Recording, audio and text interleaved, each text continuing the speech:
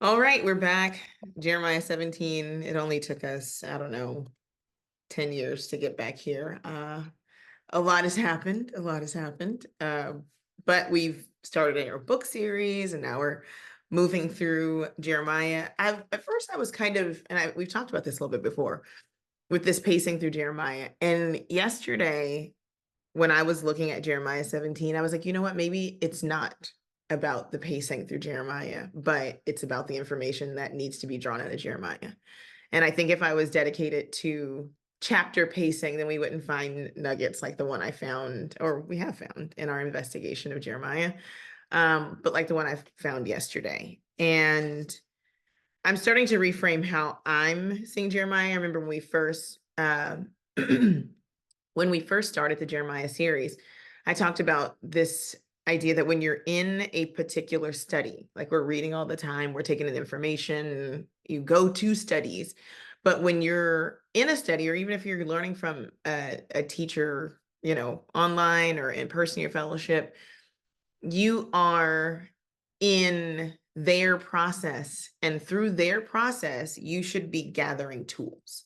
You should be gathering tools on how to investigate the text, how to study, how to do this work for yourself, because we can't forget that scripture has so much information, but there's some goals that Yah wants us to meet and some information that we're supposed to acquire through our life journeys. And so you all know that I'm big on you all need to understand how to do these things. It's not enough to just be able to passively listen, but you have to be able to, as you're listening, be gathering tools for your own scriptural work and be able to show yourself, right? Show yourself approved. You learn the skills so that you can be in the process of being proven. And so a lot of what we gather out of the Jeremiah series, and what I'm realizing is Jeremiah, we're watching not only his proving process, because a prophet is always being proven. Everything that a prophet says has to be proven. Everything about their development, everything about their understanding, everything about how they're connected to the world should be under close examination. Where is their heart? Where is their heart? And so what we get in Jeremiah, now we're in chapter 17, and I'm starting to kind of see a pattern of kind of the things that jump out. We're not just getting a story of a nation getting ready to go into captivity. We're not just getting a story of disobedience, but we're also getting Jeremiah's close investigation of the world and his examination and how he compares things and how he sees. Yah gave us a beautiful insight in the beginning of Jeremiah when he showed us, he did a proving of the prophet in his vision, where he showed us how Jeremiah sees the world. And then he begins training Jeremiah's eye that was already a part of maybe his base makeup, which we know came from Yah. But he starts training this base makeup and he goes, oh, look at look at that branch. What do you see? When he shows him the almond bud, he's like, what is it? And he goes, okay, what do you see here? Jeremiah's perception of the world is different, is unique than other people's perception. And we starting to get into a mindset of understanding, not that we will ever understand, but understanding why Yah chose him and why Yah chooses us. Because there's a unique perspective that each of us have on the world around us. It's interesting because I have like all these different, right now in my life, different frameworks working. So sometimes my base mind is to use a word and then use that word, be like, that doesn't, okay, but I'm going to use it anyways. In study, especially in the process of determining how you view the world in education and in the investigation, of social sciences, we use a word called epistemology. And it's the person's knowledge and their worldview. Your perspective determines how you view the world, which is interesting because Yah is always trying to literally get us to get our perspective in line with his heart, because our perspective, our lens motivates how we interact with the world. It determines our responses, but even more so, it filters before we probably even know it, what Yah could be saying. And so as we're going through Jeremiah, and chapter 17, and chapter 17 is interesting, as we had the first part, which is like the juniper tree, good stuff. Then 17, and this is why it's a part 2, because I couldn't think of how to break it up and make it like one whole, maybe 2 lessons, so it's 3. Then you have the second part of 17, and you can't get past this part about the heart, right? That's like Jeremiah's judge. That's its thing. We're like gonna look at this heart thing, and there's some real cool stuff about the heart. I'm not a cardiologist. I'm not a neuroscientist. I'm not a therapist. We're just going to touch on some things. And when we do that, that is your invitation to begin to investigate those things further. Not claiming to be an expert on anything. It's a just an overview. So we're going to look at that. And then when we get to part 3, we're going to touch on some kind of like culminating, end result things. And then chapter 18 is cool because chapter 18 is a place we're very familiar with.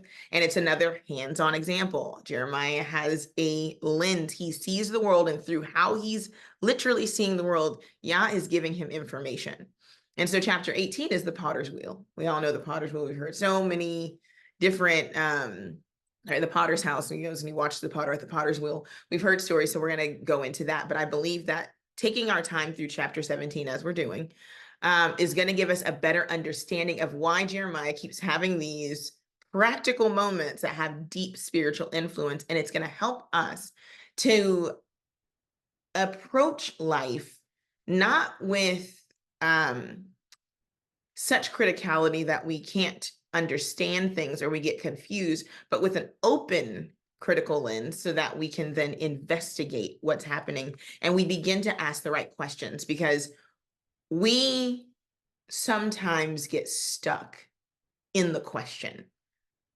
We get stuck in the questioning, and because the questioning is so intense, we fail to then begin to disseminate or to break down what has been put in front of us, because that can seem kind of distressing. So today we're going to start with a verse that's very, very familiar. I'm going to, in the process of going over this verse, we're going to look at some key parts. I'll give you some definitions here and there. I'm going to try, like we did last time, to keep some of the, the screen up and, all the things. And then we're going to look at some heart identifiers. I think it's really interesting. And then we'll wrap it up, give you a beginning, middle, end. And if it gets long, I'll pause and we'll have to make it another part. But we're only working through about 11 verses, but that means nothing. Time is relative in that way. All right, so let's jump right into it. So when we left off last time, we talked about the juniper tree, a tree being planted. We went to Psalm. This week is a little different. We're going to spend time in the text, but we're going to spend time also looking at a key part that's in verse 10, and then the rest of it will build from there. Jeremiah chapter 17, verse 9 says, "The heart is deceitful above all things and desperately wicked. Who can know it?" He starts off this next dialogue with a question. And it's almost like it's a real question, right? Like it's a question that is to be pondered. And it's a question because we have to then start responding to the things that are in the question. I teach a writing workshop for middle school students. And whenever I ask them a question, I tell them, hey, the response is actually in the question. But you have to investigate how the question was composed to find the answer. Because if you don't investigate how the question was composed, then you run the risk of attempting to answer the question based upon your own information and not giving the person who asked the question the response they're looking for. That's not always the case with a question. Some questions are a little more open-ended, but when Yah asks a question, the answer is already embedded, so much so that actually we got to get the answer to this question directly following the question. But it's our responsibility when we look at scripture and oh, the heart's deceitfully wicked above all things. What does that mean? What does that mean? Because each of us have a framework. It's like a frame and we have a picture in it of what that means. We either put people, ourselves, and experiences in that place, but when you do that, you limit the ability to be able to see a full picture. When you frame a picture, you're saying, I want you to look at just this much. Yah is asking us to remove the frame from what we think we know so that he can tell us what to see, and then we reframe it with his frame. Our frames come from our experiences, which are not always trustworthy. They're true, but they may not be fact. Does that make sense? It's not something, it's true for you, but it's not something you can apply to every single situation. So much so that when I approach the world and when I even talk to my friends, I say, hey, it's similar, but it's not the same. Yah's trying to give us sameness to override the similarities that we've experienced that we try to apply to everything. We try to say, I've seen this person was like this person reminds me of this, so this. And that's not wrong. It's not a thing of right and wrong. It's not a thing of shame and guilt. It's biological. Our brain decides to make quick decisions about certain things so that we can survive. We go into autopilot, like, hey, you don't have to think about blinking or breathing because what? Something comes toward your eye. It's a natural response to close your eye. Why? I'm protecting the eye. Your brain does that for a lot of things. It also does that as we investigate the world. So when we have these moments where we say, that was right in front of me the whole time. Well, your lens was not that way. The same way when you start reading Torah now and you're like, I've been reading the same Bible, right? I've been reading the same portions over and over and over, and I never saw that. Why? Because you had a frame, either because you were taught that passage a certain way. So you're like, I don't need to know that passage. Ooh, pastor told that passage up, ripped it, shredded it. I know what that means. So then when you come across certain things, you already go, okay, deceitful, above all things, wicked. I know the heart, the man's heart is, and you go through all these things. But in this passage, it's interesting because Yah was not just talking about the heart. He makes a statement. Then he says, who can know it? So there is a necessity to know something about this heart that has a particular condition. In this case, the words here do not do the passage justice. So here we have verse 9. And this word, akov, is actually the root word for the word for Yaakov, like Jacob. We've heard it translated as supplanter.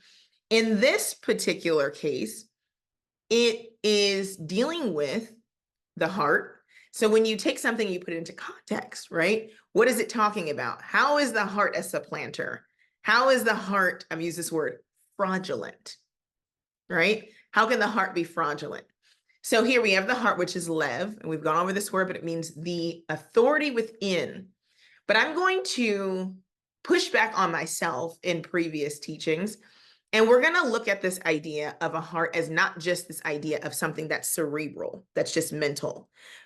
As I begin to grow, and as you all begin to grow, it's our responsibility to highlight areas where we're limited. So for me, the areas where I was limited was my understanding of how everything works together. And in a real key area, which is emotions. We always want to put emotions to the side because emotions are so complex. They're not the same for everybody, how we respond. And so when I used to teach the heart, I would deal heavily with this idea that's the authority within. It's the thing that overrides everything else. But not centering on the fact that the authority within also has authority over emotions. It doesn't mean that you don't feel them. It just means that your response to them is carefully processed through something that has an understanding of all of those complex things. Yah tells us that he has to be in the seat of authority when it comes to our heart. Why? Because the heart, and we can talk about the heart in your chest and also your mind. We'll talk about how those two things connect. The heart responds and then and then transports whatever is happening in the body. So cortisol levels, right, go through this transportation system. The fast beating of the heart when we're excited or when we're sad or when we're angry, the heart is doing this thing. It's doing the same. Like I'm happy. Ooh, I love somebody. My heart begins to race, right? I'm angry. My heart begins to race, right? I have anxiety. My heart begins to race. The heart is doing a thing, but what it's doing is it's sending information, and the leb, we'll say the mind, then gives definition to that information. So how does the mind, and this is why the mind needs an authority, because it needs to be able to name things and categorize them. How does the mind know the difference between the rapid heart beating when a person's in love versus the rapid heart beating when there's a lion standing in front of them? How does the mind know to say, run from that and then walk up and pet that? The mind is conditioned by experience. That's why some of us can have people in our lives who exhibit all the traits of a ferocious animal, yet we go up to them with loving care because our minds are wired improperly. We didn't know to run. The heart raced and we thought, I'm in love. But really, the heart was racing because there was something triggered. And then you responded incorrectly because your authority within your leb did not have the ability to categorize things. You were never safe. So not feeling safe was never a problem. So this idea of the mind and the emotions are deeply connected, deeply connected. The amygdala gives the information on the experience, but the heart responds waiting for the authority within, if you will, that part of the system to say, this is what this is. If you don't have that, it's difficult.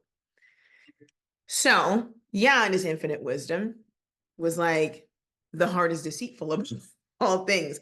What is he saying? He says, literally, the authority within, and I'm going to add a little bit here, the authority within without an authority, without proper regulation, is deceitful. The word here for deceitful is the word that we have, akov, and it literally means fraudulent.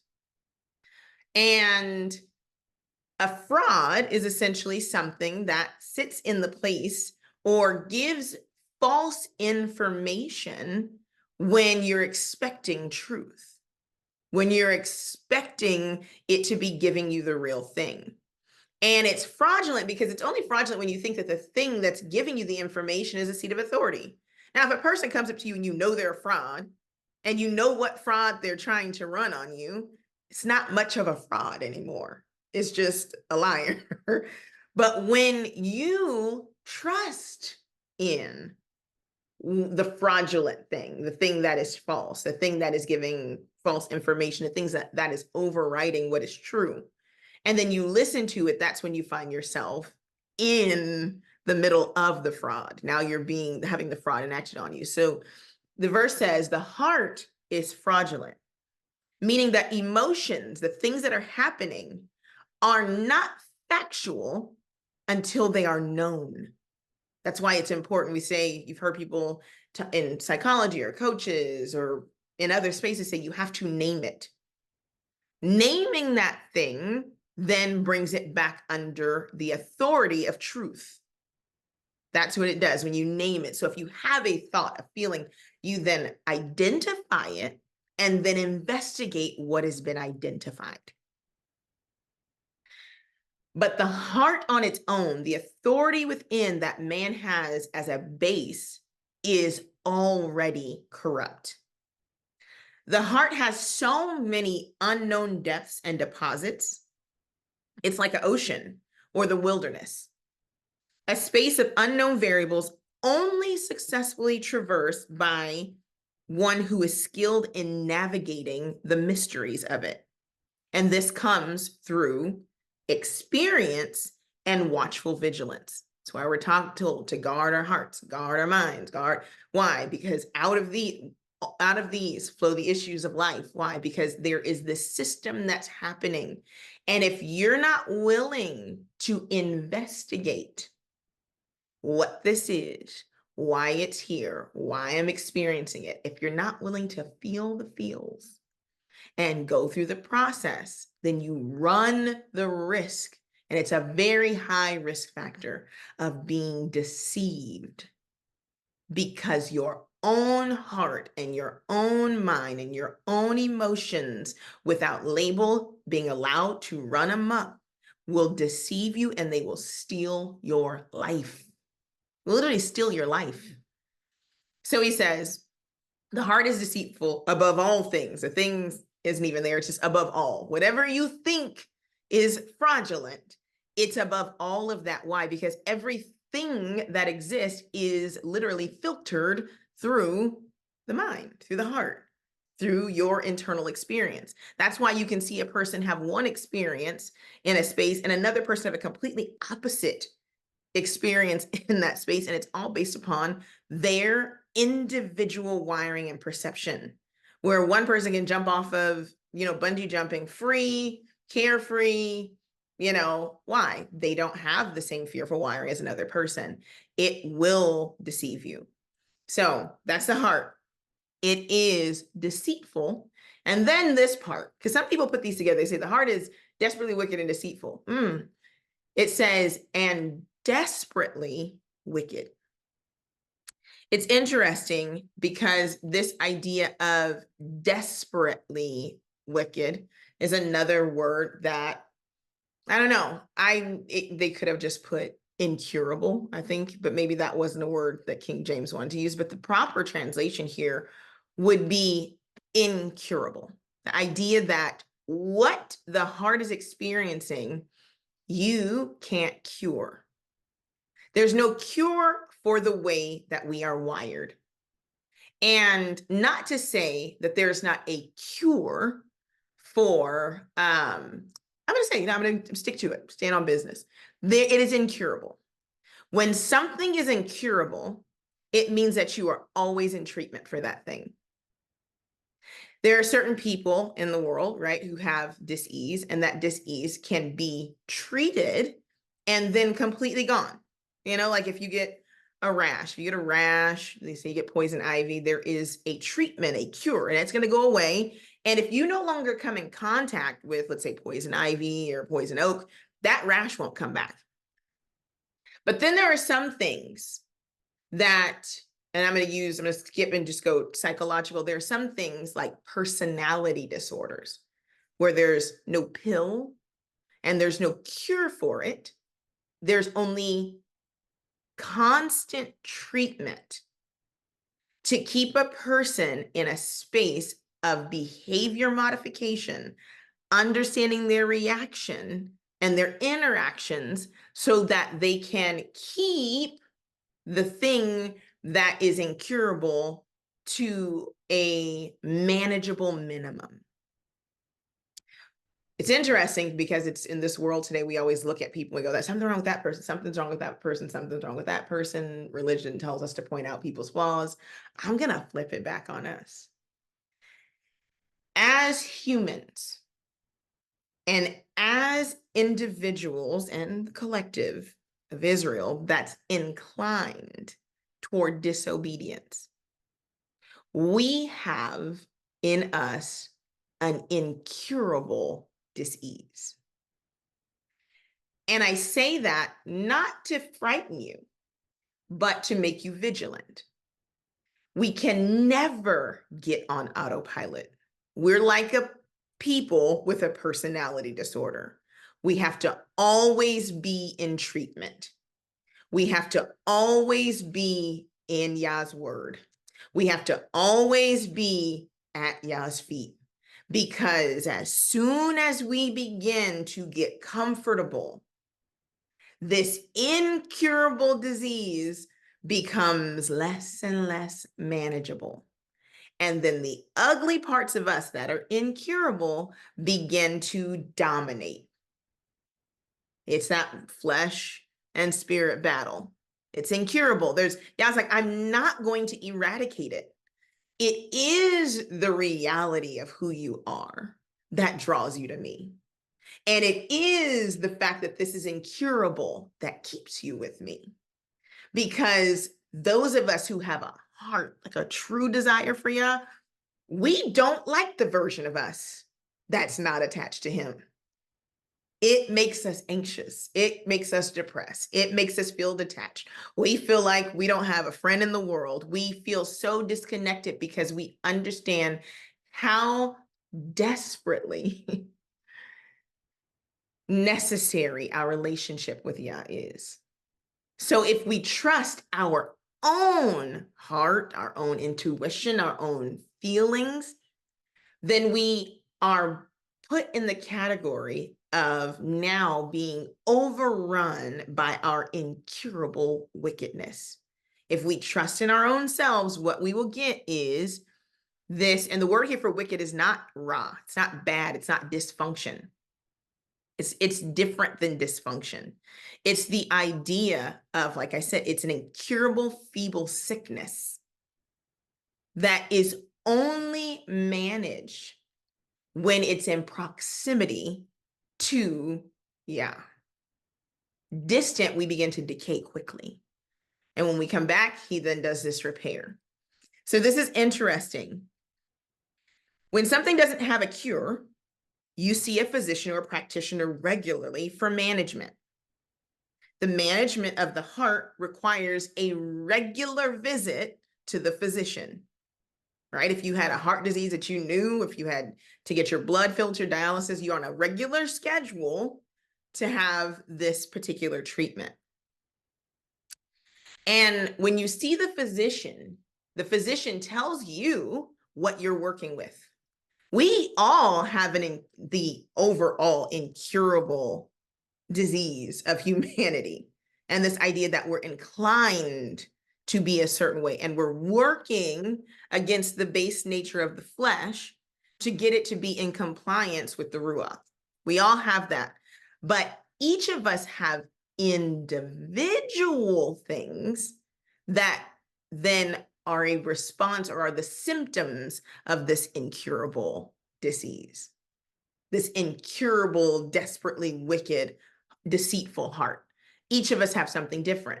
Some people may lie. Some people may steal. Some people may be in just shame and guilt. They beat themselves up. They lack, whatever it is in the examination by the physician that you find out what your thing is, so that you know how to work on it. Same thing with a person with a personality disorder.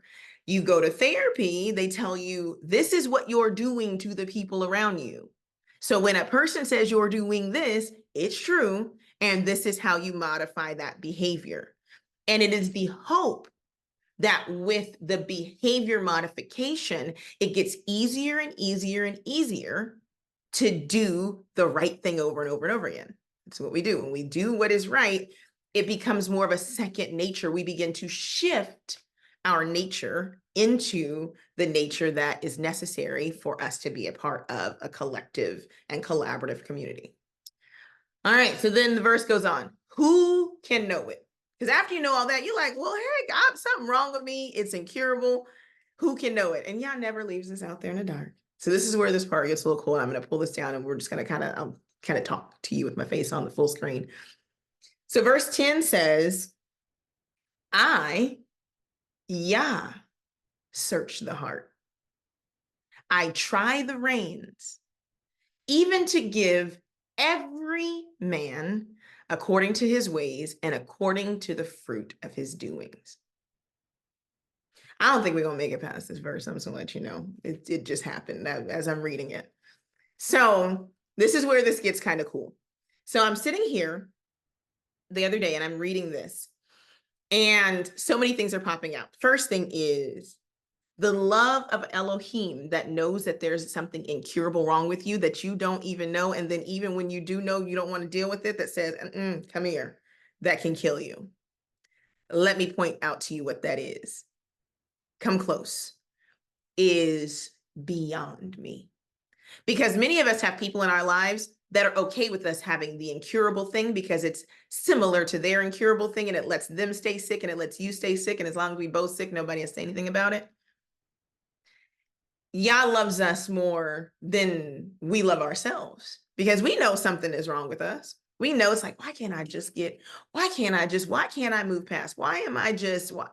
And Yah was like, I know. How about you come to me and let me tell you what it is, the love of that.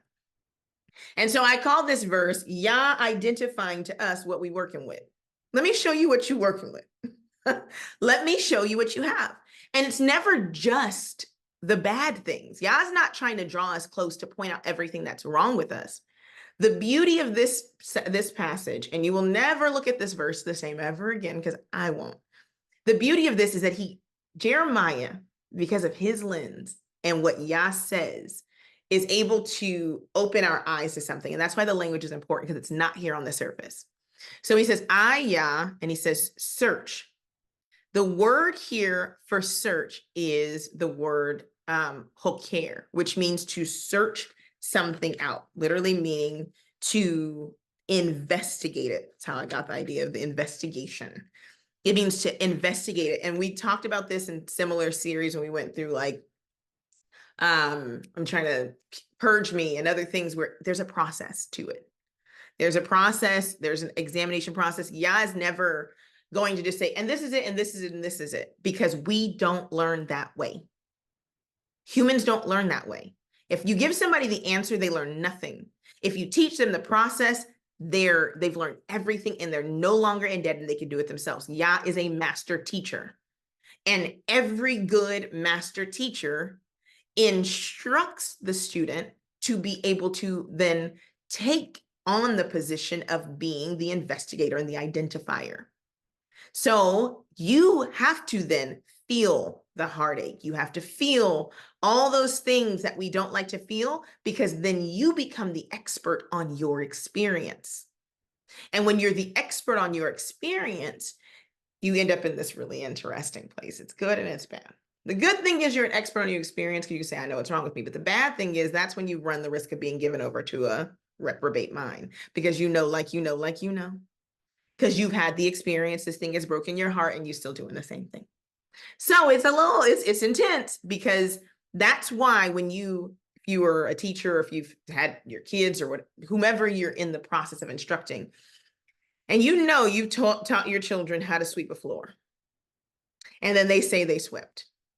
And then you walk and you stepping on Cheerios and all this stuff, and you go, now I know you didn't sweep because I know you know how to sweep. And if you had swept, I wouldn't be stepping on stuff. It's that same thing. When you've taught something, then you can have an expectation. See, we run from Yah teaching stuff because we don't want Yah to have an expectation of us. We don't want to then have to be accountable for our actions. The root of all things is not wanting to be accountable. I don't want something to have an authority over me. So guess what? I'll just pretend to be ignorant of it. But there's no covering for ignorance in Torah. There's no such thing. You could have figured it out. So if today you're in a situation, or if you're in a place of like, I know that I'm supposed to, but I'm just not, because that will be on your account, because that's considered presumptuous sin, because you had the ability to figure it out and you knew what you were supposed to do, but the process of doing it seemed beyond your might and beyond what you could do, so you chose not to. That's a lack of trust. That's a lack of obedience, and that will get you in trouble. So Yah says, I'm going to search it out. He's going to search out the heart. And then he uses this word, he's going to try. And this is where we're going to get into some cool stuff. He says, I'm going to try. The word here is bahan, and it means to test metals by melting. Now, this is something that we've already kind of seen in this. We saw the separation of like gold and the impurities and purifying. This word here, to test metals, also means to examine, to try it, to prove it, and to search it out. So my mind, by the prompting of the Ruach, because I can't even take credit for it, literally went to why did a word for testing metals, why is that word used here for trying? And when stuff like this pops up for me, I know immediately that in certain crafts, there's a process. And if Yah knows that in certain crafts, there's a process and that they can be visualized, that's why I brought up Jeremiah 18. If he knows they can be visualized through that process, then you can find the steps that are embedded in Yah's mind on what it looks like to have your reins, to have your feelings and your authority within, and all these things tried. So, like I said, to know exactly what you're working with. So this is cool. So people who test metals, they test metals so they can build certain things, right? Certain metals are good for some things. Other metals are not good for other things, right? If you want a bridge built, oh my gosh, don't use aluminum. Right? It's not going to hold up a bridge. So what, they get steel, but that steel, they have to make sure that it is the right kind. It can't be mixed with something. It can't be brittle. And so when you do metal testing to see what's mixed in, or to be able to then find what type of metals you're looking for. And this is not some far stretch, and I'll show you why. These processes, we've been given them at different times throughout scripture. So when we go through and we look at the parable of the soil and where seed falls, we learn different types of soil.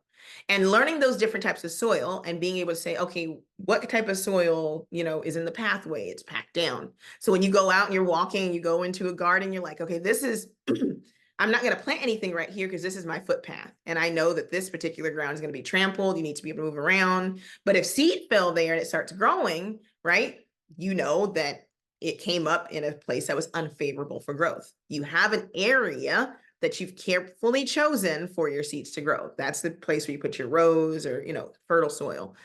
And so throughout the text, we have the prophets, we have Messiah, we have other people who give us these visual examples so that we know how to test certain things.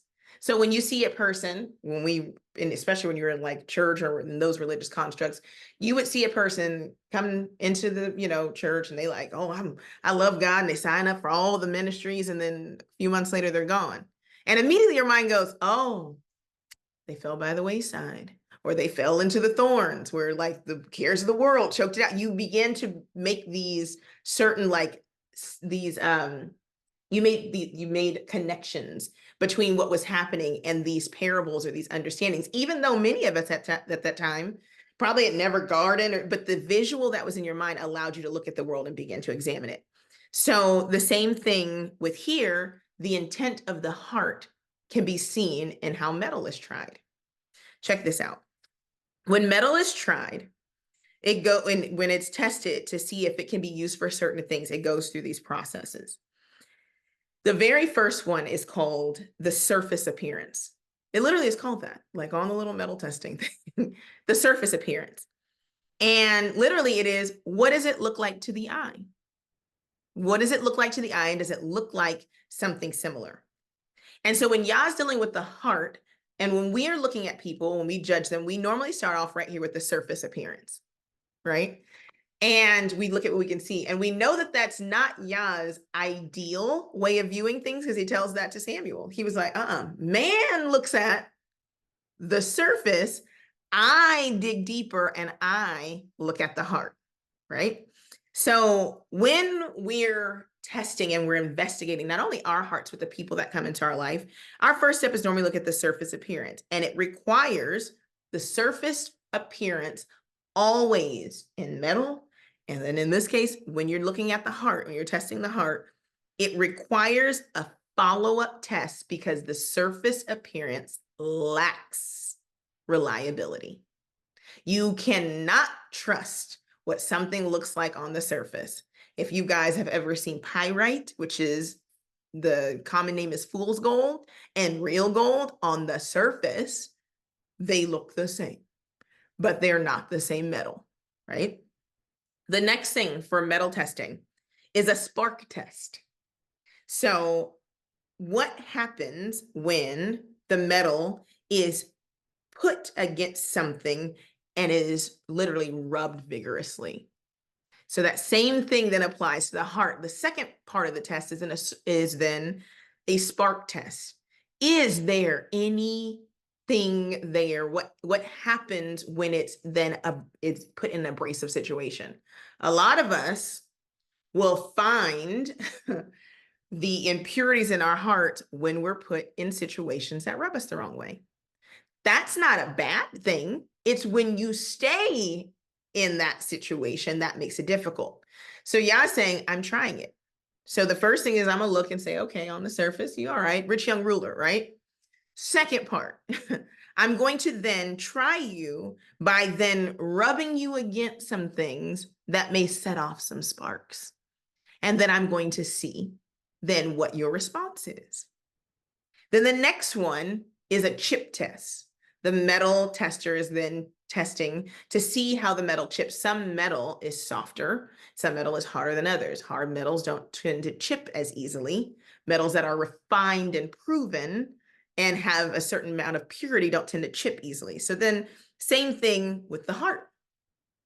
There are many of us that walk around with a chip on our shoulder. They say that it's like an irritants, right? But in this case, it's not the idea of that kind of chip. It's the idea of fragility.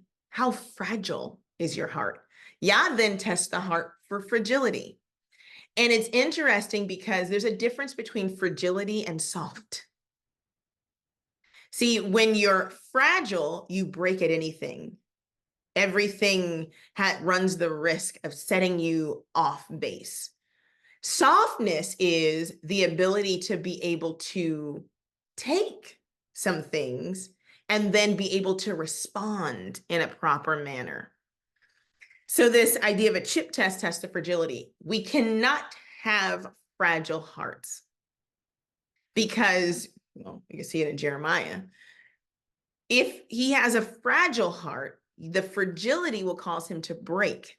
And if he breaks, then he is going to abandon the whole task. Yah then tells him, I'm going to fortify you.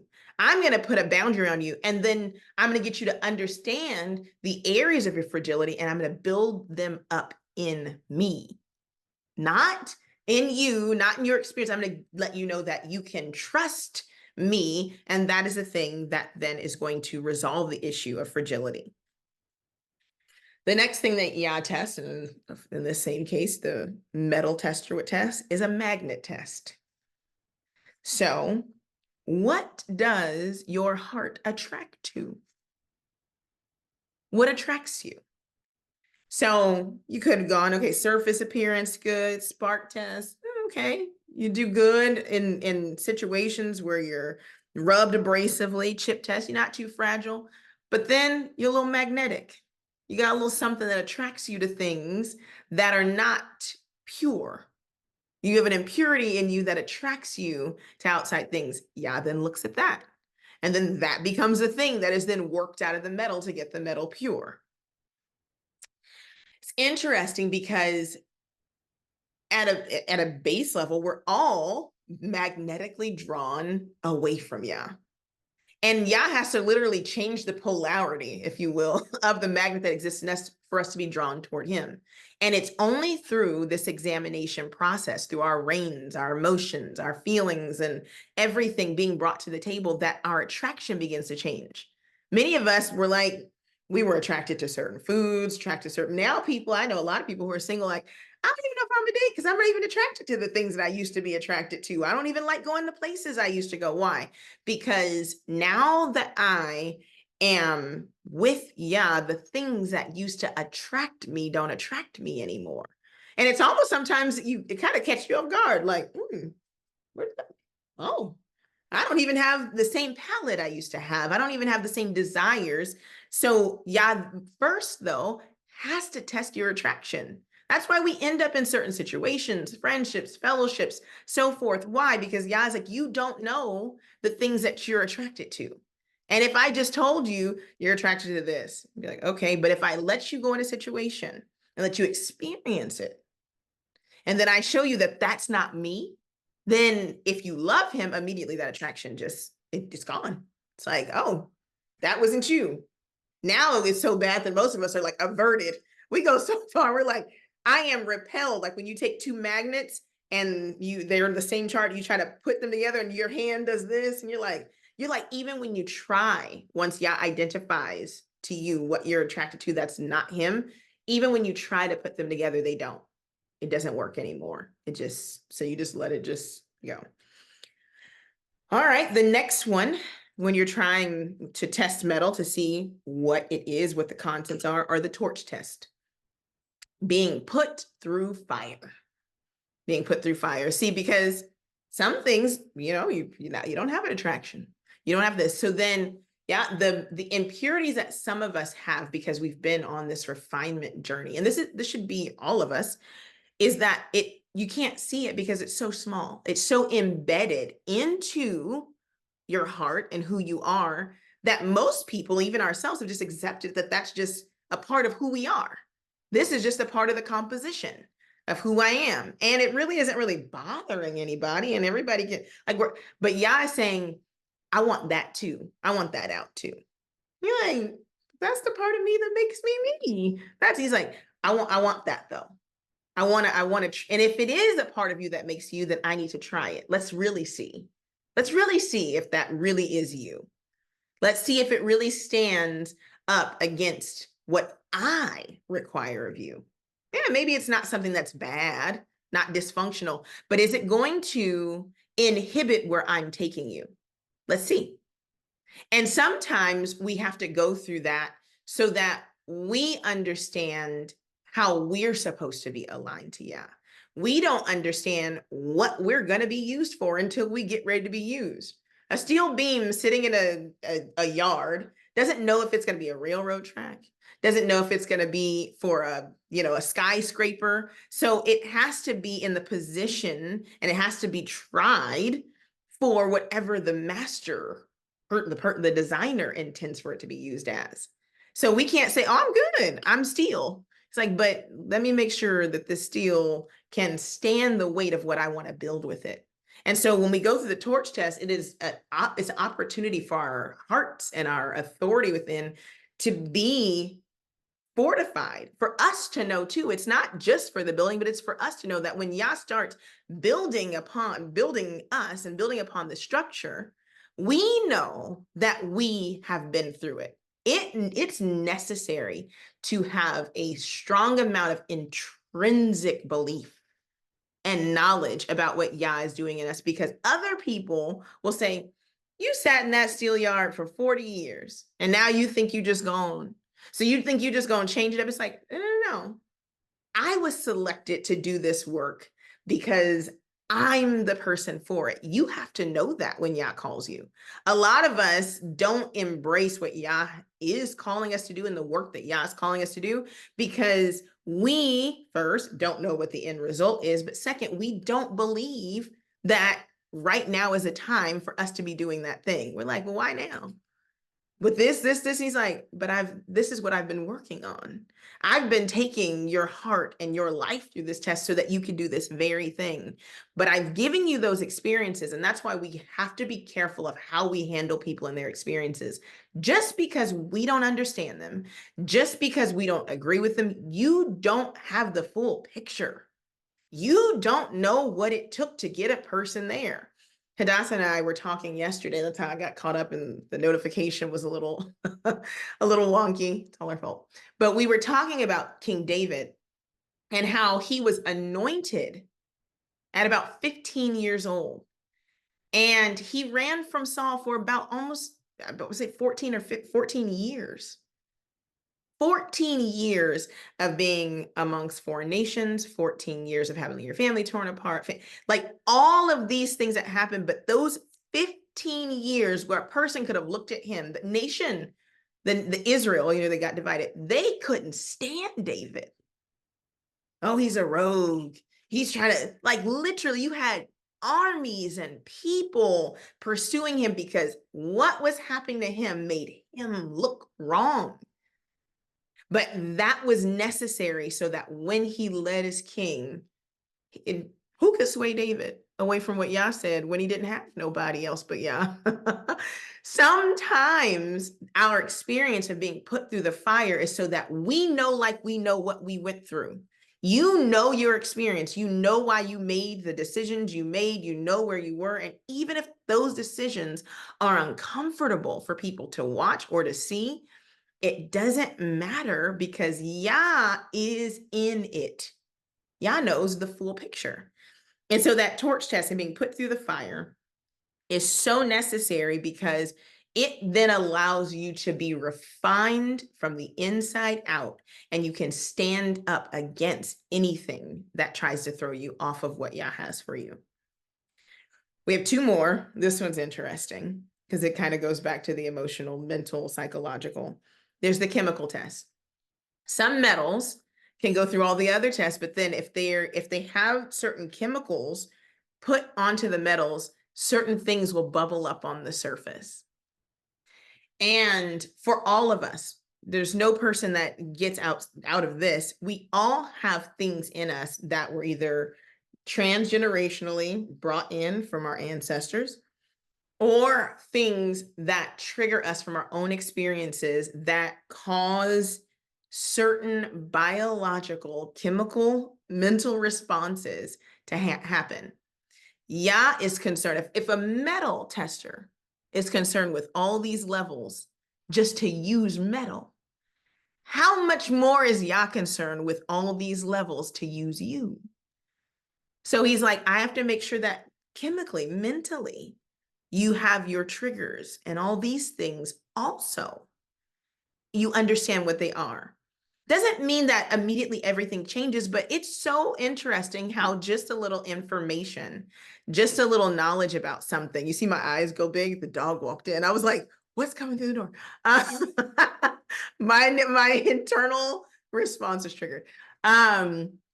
You literally have these things happening, and when they come up, you then can say, I'm experiencing anxiety because of this. And now, yes, it's a natural, chemical, regular response, but now you can then process through it. Sometimes you have to. Early on, I didn't know what anxiety was. And then I was like, oh, that's what this is. That's me trying to come up with a plan. And, I'm going, okay, now then do this. And I'm like, why is my body doing this? This thing bubbles up biologically that creates an opportunity for you to learn. Everything that we experience is not an obstacle. They're opportunities for us to better know ourselves. And when we better know the things in us, we can better respond to Yah. We just do. Okay, so the chemical. And then the last one. And this one's interesting because in metal, it can have a positive and negative. And I think in the heart, it can have a positive and a negative.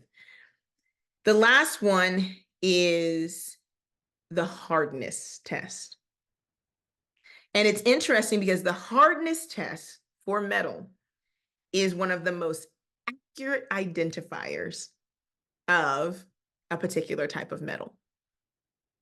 And it's interesting because the hardness test of the heart is the most accurate identifier of whether or not a person is really attached to Yah. Not just, oh, did a person get upset? Or, oh, does a person have these chemical biological reactions? Or, oh, are they attracted to things? But when you have all of these things identified, will you change? That's where the hardness of the heart comes in.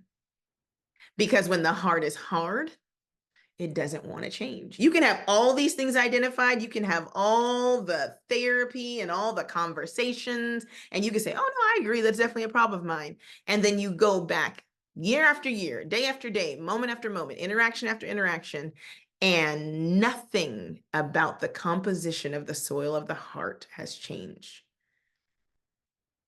It's interesting because the heart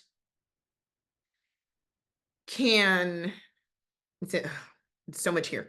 The heart has this necessity, how Yah puts it. Our heart has to have Torah written upon it. Hard metals are difficult to be impressed upon. And a hard heart cannot be impressed upon. A hard heart is not easily pricked, if ever. And Yah is saying, I have to make sure that your heart is not hard, because a hard heart cannot receive my word. And a hard heart will then have detrimental effects on the long-term usage of a person. You won't be able to be. It'll last for a little bit, but eventually, when Yah sees that Torah cannot reach your heart, that's when you're given over to a reprobate mind. Done everything. I've shown you yourself. I've looked at you. Yeah, you looked at on you. We've worked through these things, but it hasn't reached your heart. There's a verse, and I can't think of it offhand, but Yah, in his one of his last go rounds with Israel, he says, you know what the real thing was? Through all of this, they never knew me. My people never knew me. Through all of this loving care, all of this work that I'm willing to do to draw you to me, at the end, it never made it to your heart. The manna, the quail in the wilderness, the water from the rock, the fighting your enemies, the pillar of cloud, the day-to-day showing up, us being in a position where we've made it further than we ever were supposed to. He said, and all of that, you still don't trust me. After all of that, it never made it to your heart, because what that determines is your heart is hard. And where in metal, that could make you good for something, in ministry, that makes you good for nothing. Because your heart is not in a position to be transformed. Our experiences with one another, our experiences with Yah, are the thing that changes the overall outcome of our nation. How we change allows other people to realize they can change. How we go through these processes allow other people to say, okay, I watch such and such go through the fire. I watch such and such, navigate through relationships. I watch this person mend.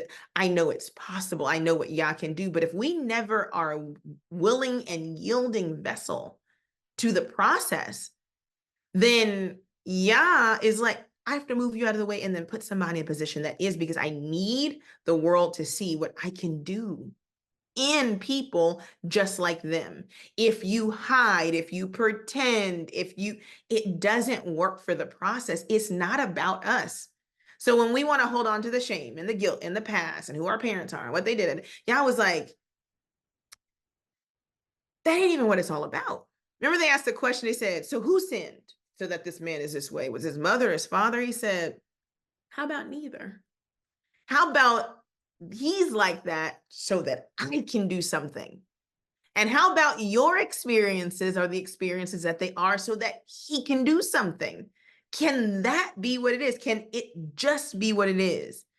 Why is this the composition of me? He's like, oh, it's okay. I'm going to test it. And I'm going to try the reins, and I'm going to refine it, and I'm going to use it, because I know that you have in you everything I need to do what I need to do. I just got to tweak a few things. You came from the soil, you came from the ground. There is a whole bunch of things that exist in you. I just need to purify it. Will you let me purify it to use you? Will you let me take you through the test, through the process to use you? Do you trust that if I take you through this process, I won't just take you through the process for the process sake? If anybody don't have time to waste, I promise you, is Yah. Even though he doesn't exist in time, he knows that our time is limited. It's not that he is worried about time. You are not going to be here forever. And our attention spans are very, very short. So he's like, can we just get through this so I can show you what I'm trying to show you? That was the whole wilderness thing. He's like, oh my gosh, 2-week journey, 40 years. Come on. Like, I know that you only had the fortitude of a couple of months, maybe. And now I have to stretch it out. I'm like, seriously, we are the issue in the process, not Yah. We're like, Yah, how long? He's like, I was wondering the same thing. Would you like to talk about it? But we think that Yah has us on this never-ending journey. And Yah was like, that was only one part. Like, it was gonna be fun eventually. He's like, my desire for you is not to test you and try you. But let's get back to the verse and figure out what his desire is, because Yah has an ultimate outcome, and it's not just test after test after test after test after test.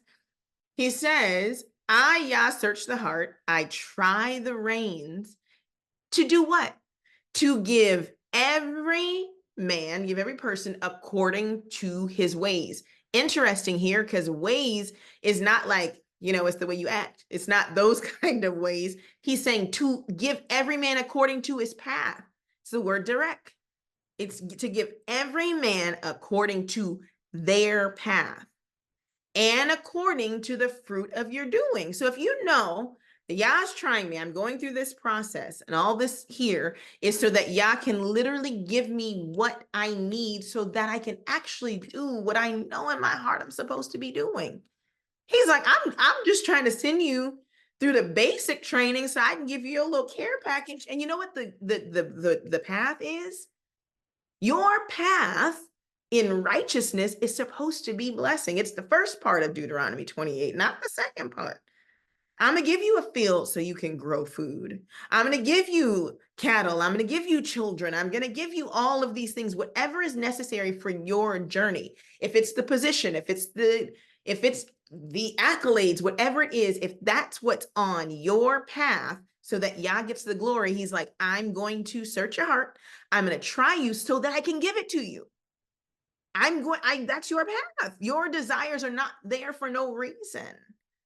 But you have to go through the refinement so that I know I'm trusting what I've refined in you to do what is necessary on that path. I'm not going to give you the things for the path to destroy you. You already destroyed. Why would I slick your path? But if your heart is hard, then you've done it yourself. And then the thing he says here, and the fruit of your doings. So you got two ways. The trial, the testing, the refining is going to give you the inner mental fortitude that you need for your path. Whew. And then the fruit is a constant reproduction of what you've cultivated. So Yah is like, there's no limit. But let me tell you, I have to be intimate with your heart. And I have to take it through this process of examination, because I cannot let you in my name bear the fruit that would be born if I just left you to your own devices. I'm going to go so a little bit further and say, when we are in this process, we have to make sure that we do it with the understanding that this is the outcome. We just think Yah just be doing stuff. And Yah was like, in the next one, I thought it was interesting because because Jeremiah goes in and it was like, where did this like little parable come in at? But it is to give you another visual. It's like, if that didn't make sense, here's another one. As the partridge sitteth on eggs and hatch them not, he that getteth riches gain, and not by right, shall leave them in the midst of his days, and at his end shall be a fool. He's pretty much going back to the same thing. The fact that you would go through this process and yield nothing is like a bird that sits on the eggs and keeps sitting on them, knowing they're not going to hatch. Why would you keep doing the same things over and over and over again, knowing that they weren't going to yield anything? And he was like, in that same way, the same way that your heart is deceitful and wicked above all things, who can know it? And he's like, I can know it. I'm going to search and I'm going to try it. I'll give you every man according to his ways, according to his path, and according to the fruit of their doings. He said, so if that's the formula, and then you decide to do something else, it's like a bird sitting on eggs without them hatching. And he says, and if you try to go around me and do it a different way, in the last days, you'll be found to be a fool. This is the only way. The only way is through Yah's examination and him giving you what you need, because everything that he gives He knows that it has been fortified. He has tried you. He's not giving us anything like some parent that just feels bad and just gives us stuff. No, he's like, I have looked and I've found where I can bless you. I found what you needed on your path. I looked at the complete curriculum of your life. I've looked at the complete curriculum that is needed for you to get where I want you to be. And I'm giving you everything you need on that path. I don't care if you don't like it. I don't care if the food that you got to eat don't taste good. Where you need to go, this is what you need to be made of. He's like, I know what you're made of, and I know how I can take what you're made of and make it into something else. That's why that Jeremiah 18 is amazing. He's like, I'm the potter. I know what's in the clay, and I know what the clay is capable of.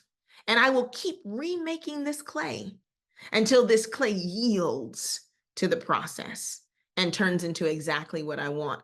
Or at the end, you'll be a fool because you'll look back over your life and you'll see all the moments where Yah literally was trying to do exactly what he was doing.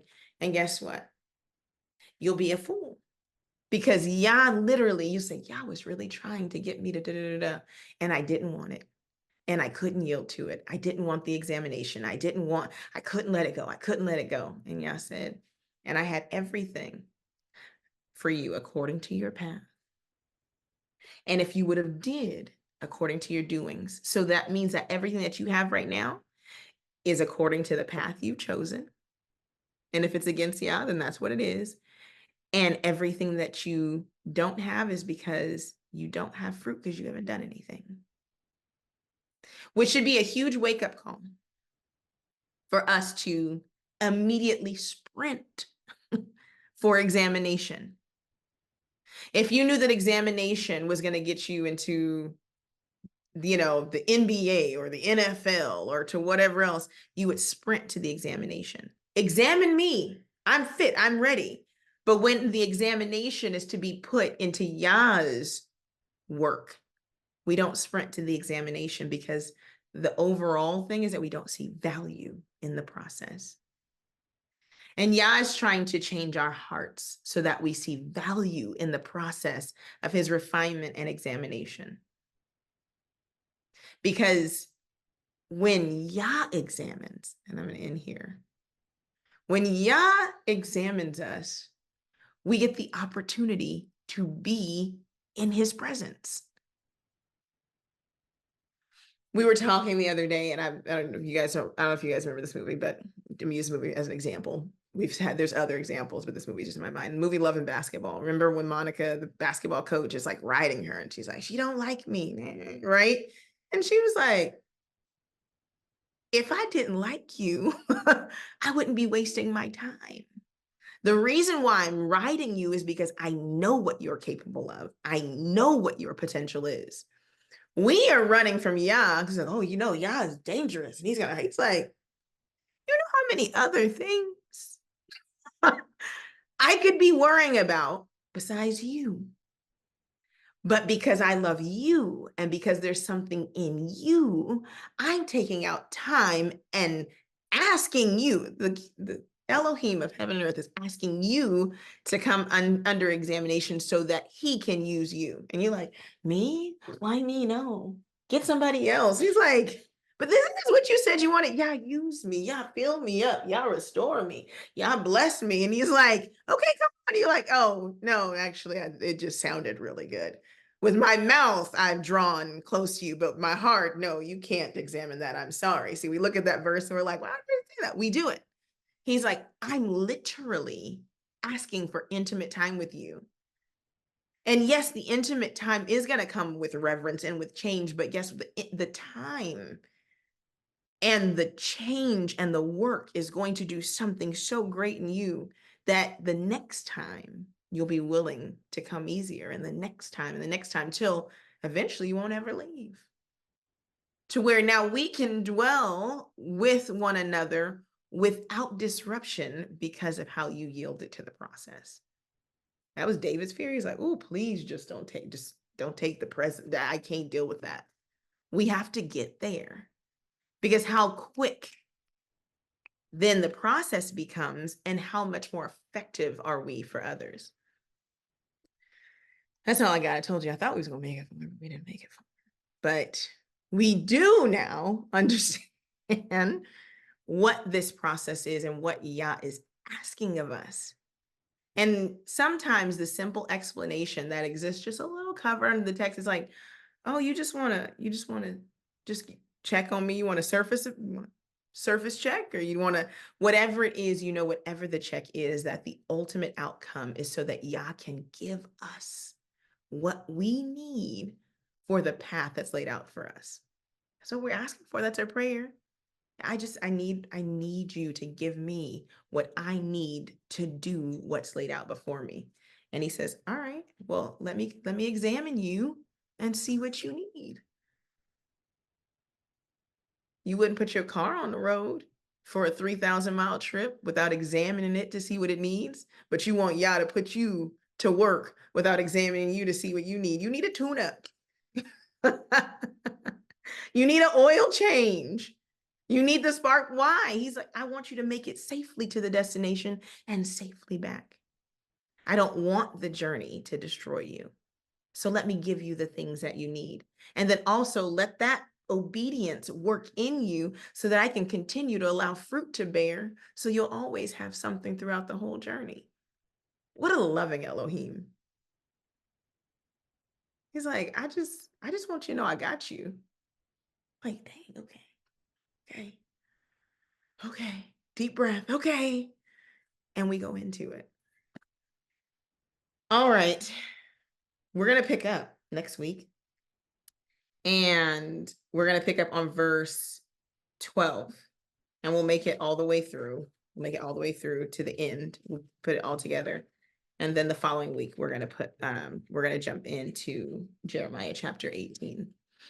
Thank you all for your patience. Sometimes just we get through a couple of verses, but I think that's exactly where we needed to be. All right.